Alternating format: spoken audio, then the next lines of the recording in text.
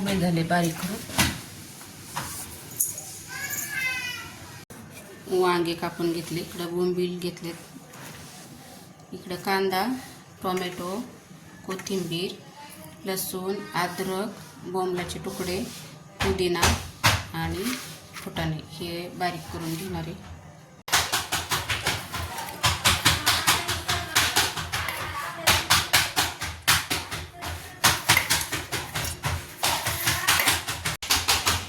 मसाला बारीक करून झाला.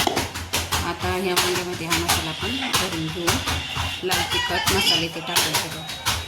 इकडे ते वाटण घेतलं, याच्यामध्ये मीठ टाकले चवीनुसार. हा घरगुती मसाला, हळद, लाल तिखट, धना पावडर. आता हे मिक्स करून ह्या वांग्यामध्ये भरून घ्यायचा आहे मसाला.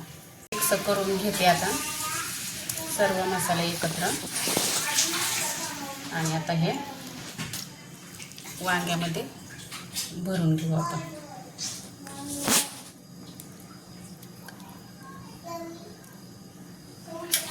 भरून झालेत. आता इकडे मी कढई तापायला ठेवली तेल. तर तेल आता मी होती ते. आता इकडे मी 3 पळ्या टाकून घेतले छोट्या किटलीमधले तेल तापायला ठेवले. आणि आता याच्यामध्ये हे बोंबील फ्राय करून घेते. अचानक लाईट गेली मध्ये, त्यामुळे काही दिसत नाही. आता इकडे ही बोंबील असे लाल तळून झाले आपले. तर आता मी हे काढून घेते. हे तळलेले बोंबील हा ते काढलेत. आता त्याच तेलामध्ये आपण हे वांगे फ्राय करून घ्यायचे.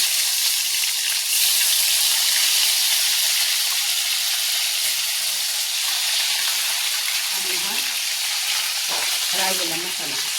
लाईट गेल्यामुळे अंधार होत असेल, दिसत नसेल तुम्हाला, सांगून घ्या थोडा.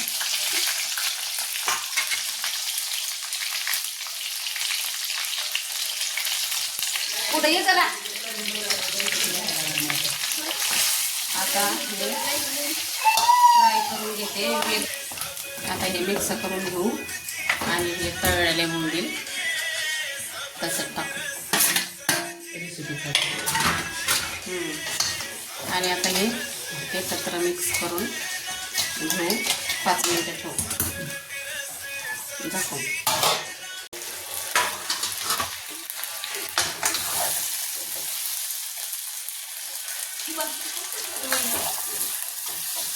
आता इथं ते पाणी टाकून घेऊ. वेदू का रडती मध्ये? एक तर लाईट गेली, वेदू रडू नको. चला आता हे